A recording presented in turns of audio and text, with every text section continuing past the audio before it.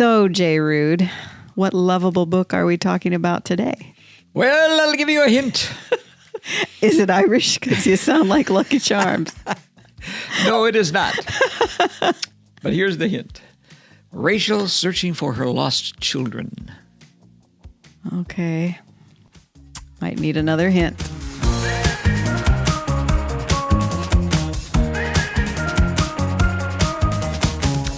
All right. Welcome to Between the Covers, where week by week, author Jay Ruud walks us through his choices as he builds his list of the 100 most lovable books in the English language. I'm Stacey Margaret Jones, and I'm waiting for my next hint about the book we're talking about today. I have an idea, but I'm not sure yet. And I'm Jay Ruud, and I'm going to give her that hint.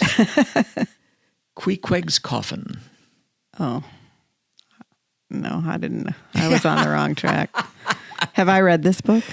I have a feeling you haven't. Oh, okay. Then I won't feel so bad. Or you would have got it with that hint. Oh, okay. But here's hint number 3, and maybe this one will spark something in your head.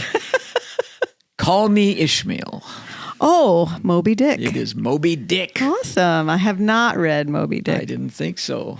And that's a defect that you can correct at some point. Well, maybe you'll talk me into it this evening. That's my goal. All right. So Moby Dick by Herman Melville. What year was it published? 1851. 1851. So who was president? Buchanan or the other really bad one? Pierce.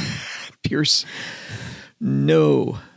Oh. It would have been Millard Fillmore, I believe, all right. Still. All right.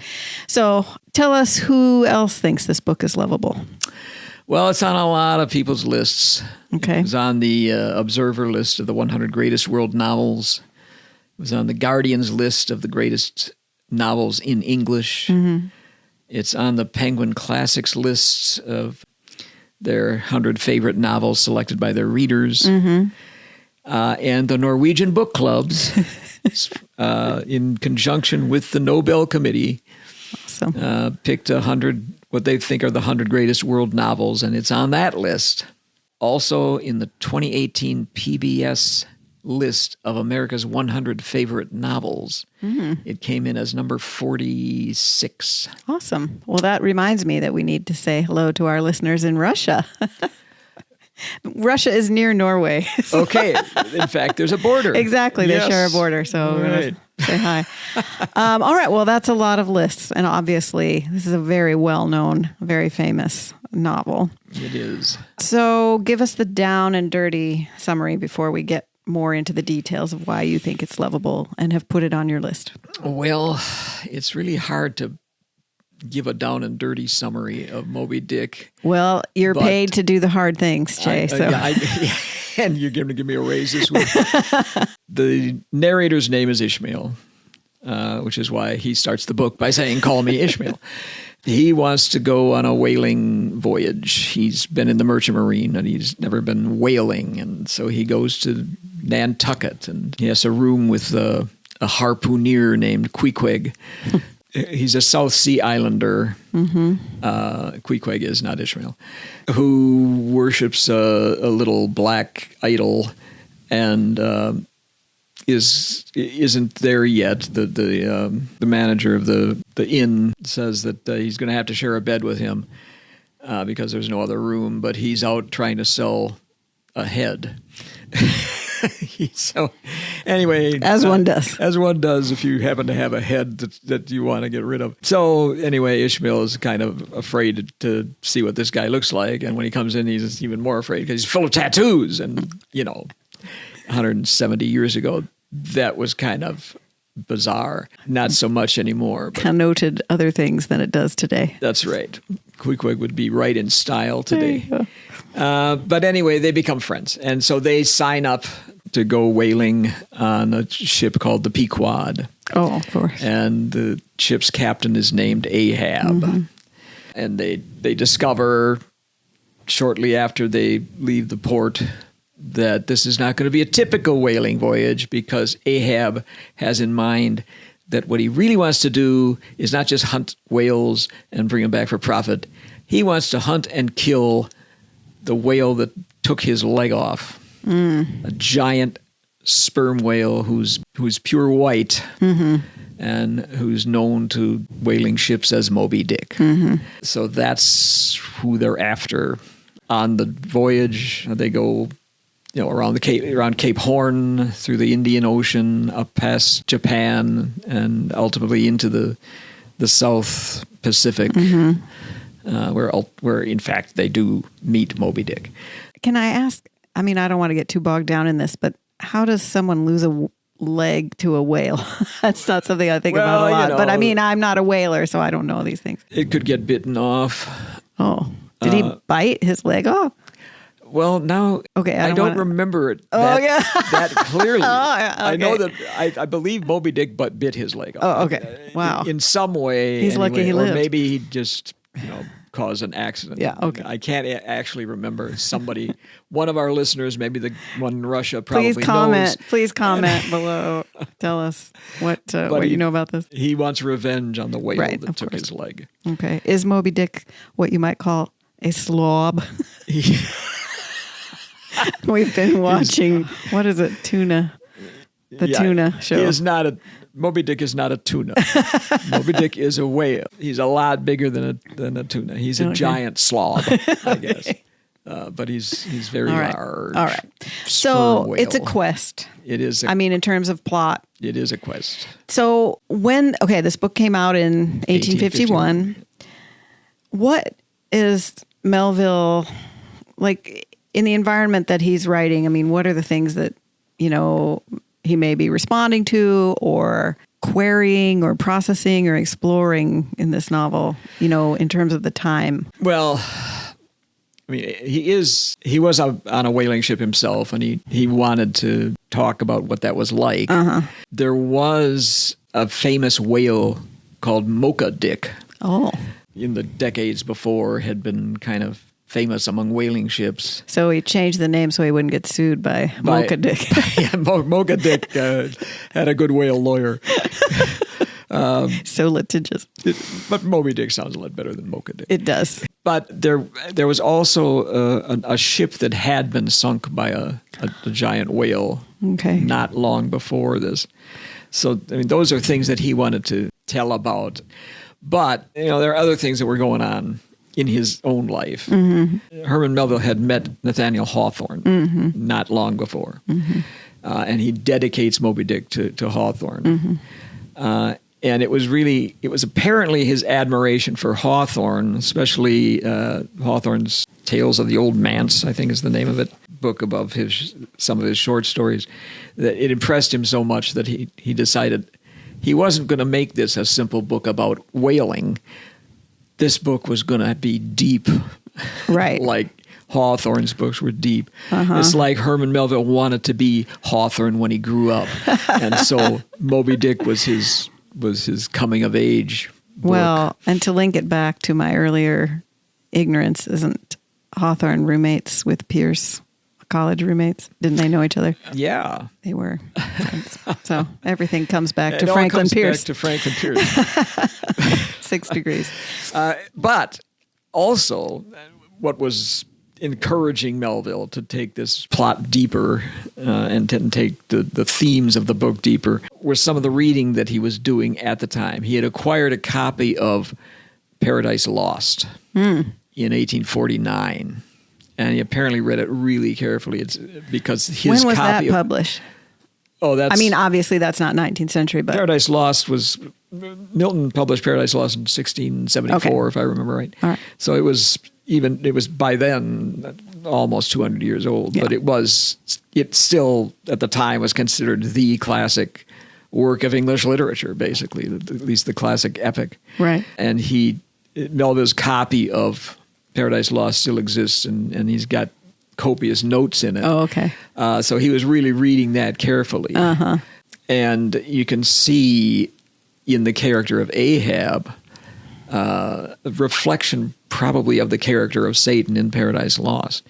Melville's coming out of this romantic period Of literature, not his own personal romantic. Right, not his own. Let's just clarify. And in fact, Melville was probably gay and probably, from what we know, really had a crush on Nathaniel Hawthorne. Oh, I see. So it wasn't... It wasn't solely intellectual, but I mean, that could be just gossip. I don't know. Well, I know, but there's a lot of queer overtones in Moby Dick. Yeah. Oh, yeah. As well, Ishmael and Queequeg share a bed. Right. And there's some interesting things going on there. But the Romantic period of literature, the Romantic poets, Blake and Shelley and Byron particularly, looked at Paradise Lost and saw Satan as the epic hero of Paradise Lost. Now, if you're familiar with Paradise Lost, you know that once you get beyond book 2, you realize Satan is not the hero.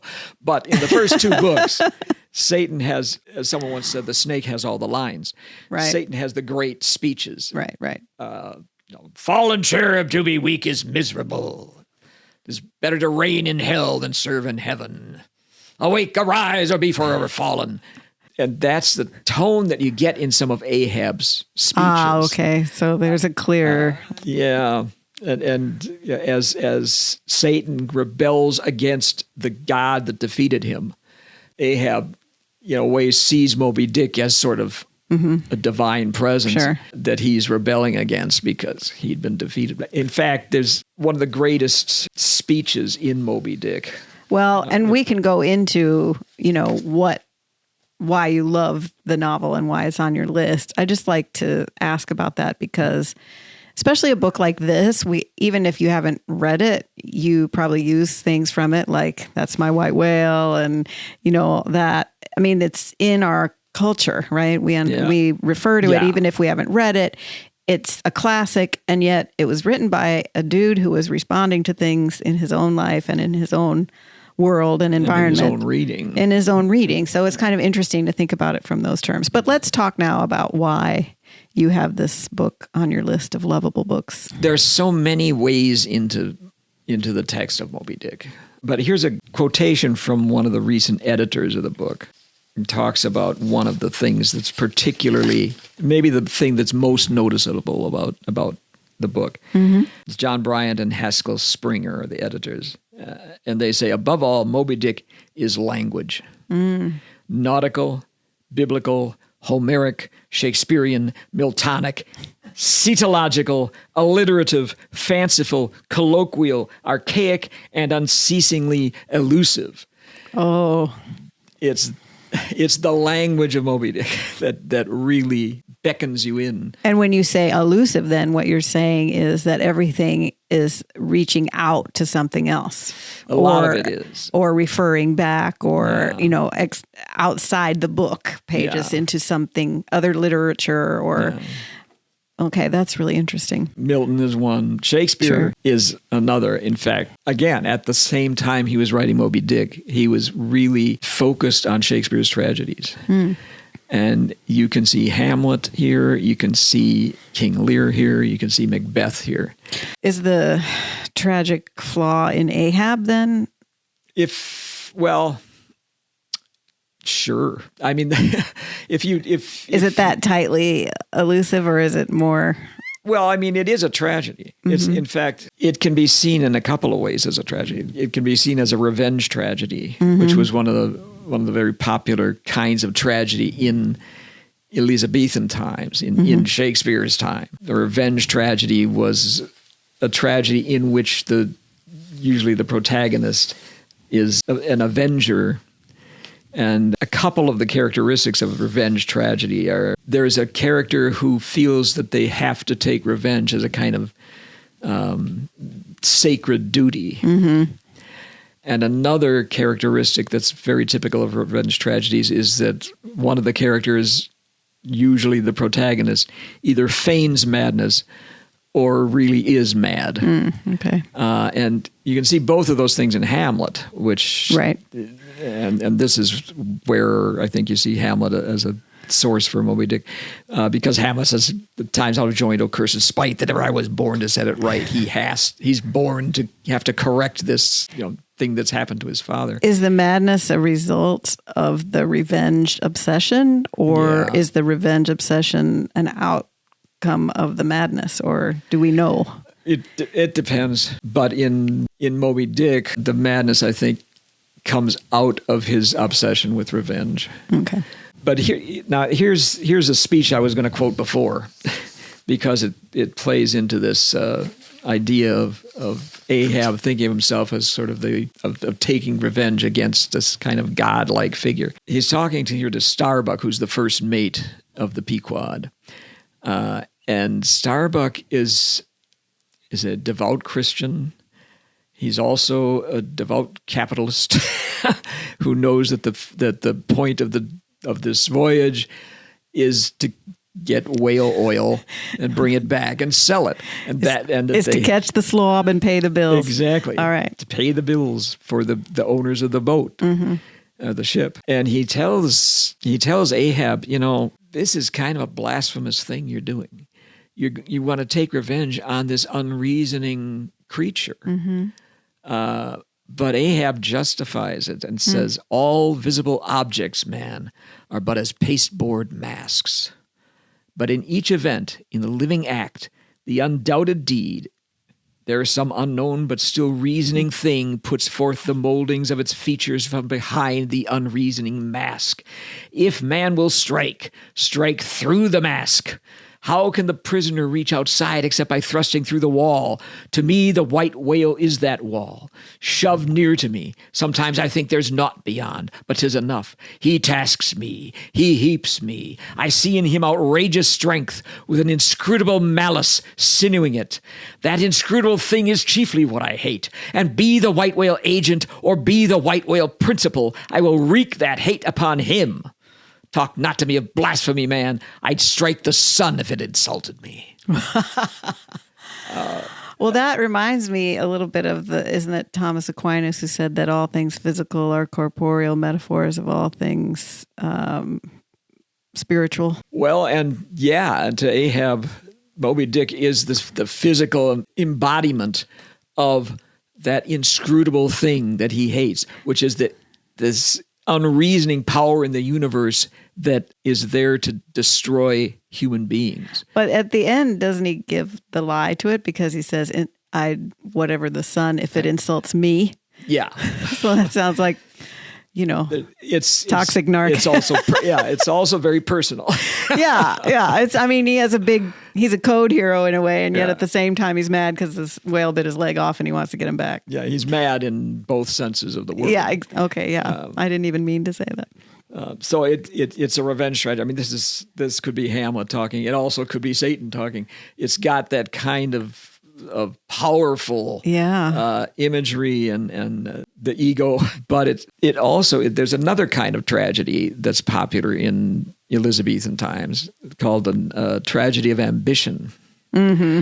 And Shakespeare's chief tragedy of ambition is Macbeth. Mm-hmm. And there's a lot of ways in which Moby Dick Ahab in particular reflects Macbeth. There's a character in the book called Fedallah, who's a Parsi.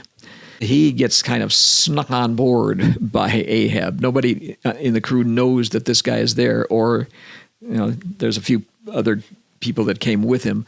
They're there to man Ahab's own boat when it goes out. Usually the captain would not go out in the rowboat to go after the whales. That's what the first mate and the second mate and the third mate are for. The cannon fodder. Yeah. But this is special because it's his mission. He wants to get out there to get Moby Dick himself. And Fedallah is sort of like this shadowy being that's behind him all the time. There's also allusions here to Goethe. Okay. Because Goethe, during the Romantic period, was like the chief writer of Europe. Right. He died in 1832. Okay. But Melville knows Goethe's Faust. And Mephistopheles' character in Goethe's Faust is the devil that keeps... That's there with him all the time and kind of urging him forward. So Fedallah is kind of like Mephistopheles to Ahab. But Fedallah says to him that you won't die before I do. When I die, you might start to worry about dying, but you won't die before I do.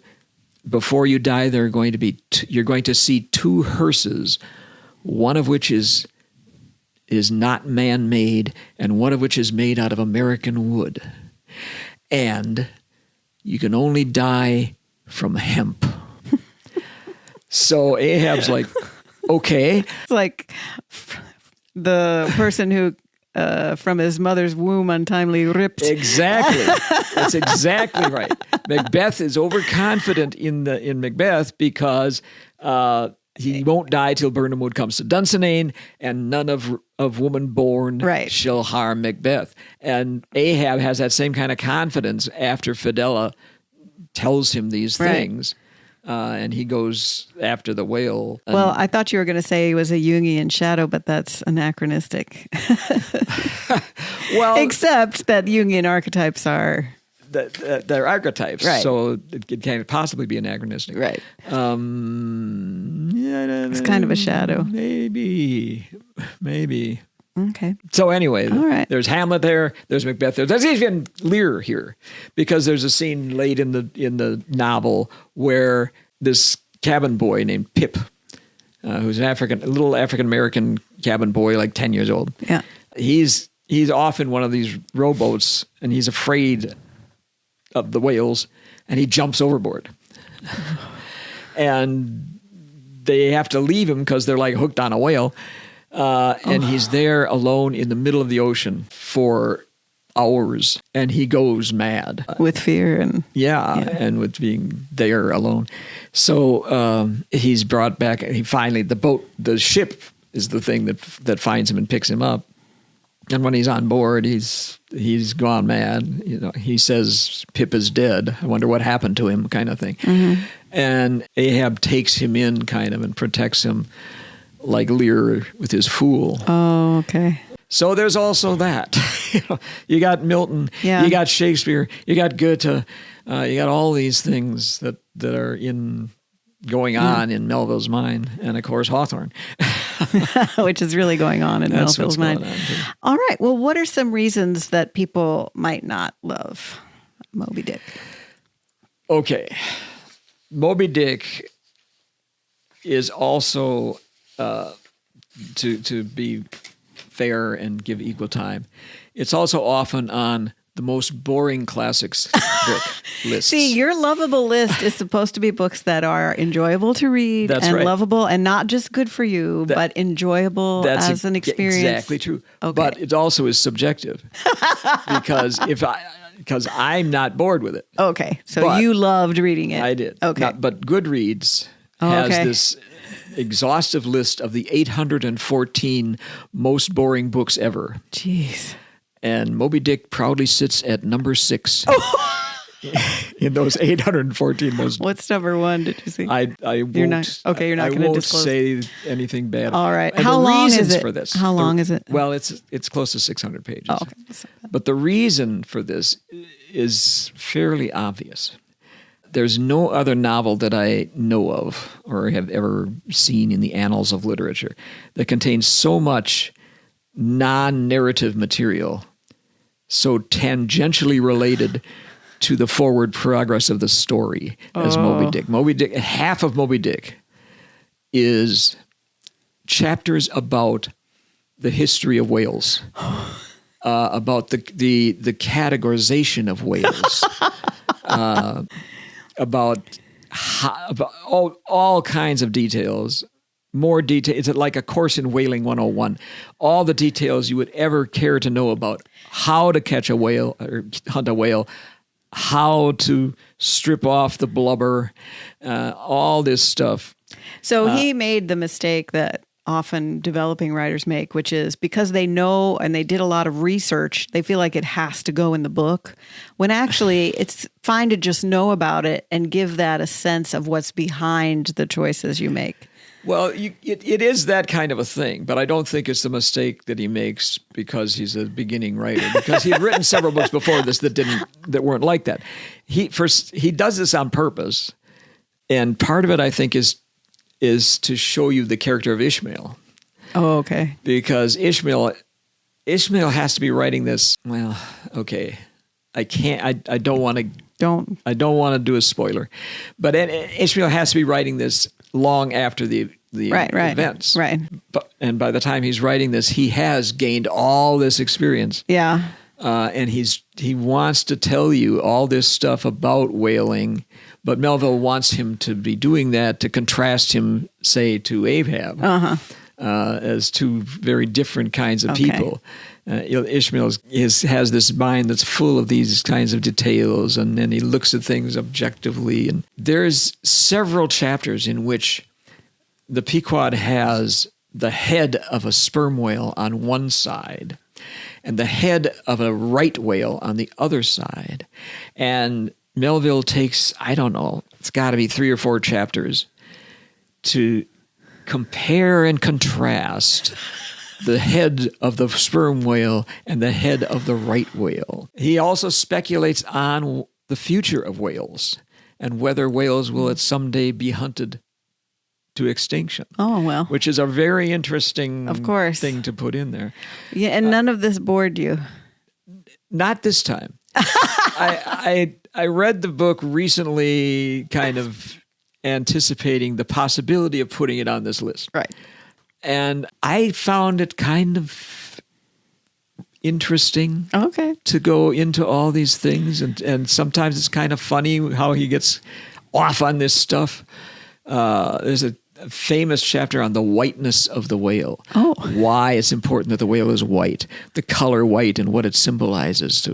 It's kind of fascinating. And there's also sort of philosophical musings. Sure. There's a chapter in which Queequeg and Ishmael they're weaving a mat. Melville makes a comment about the weaving and how the weave represents providence and where you cut it represents fate, and where you decide, how you decide to create the pattern represents free will. And it's interesting in itself, but it's also a major theme of the novel. Sure. Is the idea of fate, free will, and providence. Toward the end of the book, Starbuck is still trying to get Ahab to lay off. They have tracked down Moby Dick. They meet 9 other whaling ships as they're on their way. And every time they meet another whaling ship, Ahab calls to them with the same question, "Hast seen the white whale?" And the last 2, they know they're getting close because the Rachel is one of those ships that has lost a number of men in an encounter with Moby Dick. Oh, okay. And on the boat that they've lost is the captain's son. Oh. And he begs them to help him look. And Ahab says no. Oh. I'm going after the whale. But right before they're about to encounter Moby Dick, Ahab seems almost human, or at least like he hasn't... More lucid. Yeah. He talks about his wife and son, which you never knew he had one until the very end of the book. But he's got a wife and son apparently that he's only seen, 4 times in the last 20 years or something. And how he wishes he could go back to them. And Starbuck says, "Good, let's go. I want to see my kids too." And Ahab says to him, "Is Ahab Ahab? Is it I, God, or who, that lifts this arm? But if the great sun move not of himself, but is an errand boy in heaven, nor one single star can revolve but in some invisible power, how then can this one small heart beat, this one small brain think thoughts, unless God does that beating, does that thinking, does that living, and not I?" So basically, it's his way of saying, I have no choice. Yeah. This is destiny. Right. Well, all right. So you kind of had talked me into it, but then you started to talk me out of it. Oh, well, you asked with the boring. about No, I know. I'm just saying. I'm not sure. I think that's probably why I haven't, because I have been aware of it as long and tangential. But okay. So let's do the ranking. And now I believe this will be our 7th book. So where does this go on our list? What number is it? I'm going to put it at lucky number 7. All right, so let's revisit the list. Number 1 is? Catch-22. Number 2? Pride and Prejudice. Number 3? To Kill a Mockingbird. Number 4? Atonement. Number 5? Wolf Hall. Number 6? Brave New World. Yes. And so number 7 is Moby Dick. Moby Dick, yeah. All right. Well. All right. It may now be time for Chaos Reader. Well, I am almost finished with Johnson. Seriously, 10 pages left. I could not get to it today. But they're the best 10. Well, I mean, we'll see. But in the meantime, we are reading aloud, you may know, Frankenstein by Mary Shelley. And I have not read this book before. So it's really interesting to me because we listened to a podcast about it recently, about Mary Wollstonecraft and Mary Shelley and the writing of Frankenstein. So I was more interested in it than I had been before. I think I thought of it as not as literary as it is and more sci-fi and such like. Yeah. But we just started it, and it begins with these letters home and setting the scene and establishing the perspective, and I'm enjoying it. So we'll see how it goes. All right. So that's my chaos reader for this week.